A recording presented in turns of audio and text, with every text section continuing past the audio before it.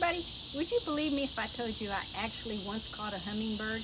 I really did. So I've got me this hanging hummingbird house. Look at this. This is a natural straw grass bird hut.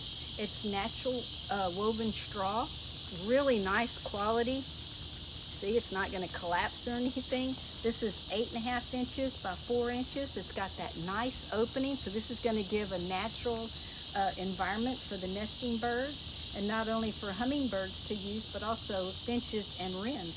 So also included in the box, it's this nice little floral bird. So you could put him on here if you want to maybe hang this as a decoration inside, or if you'd like to leave it natural in the garden. That's what I'm going to do. So let me get it hung up in the yard and let's see how pretty it's going to be.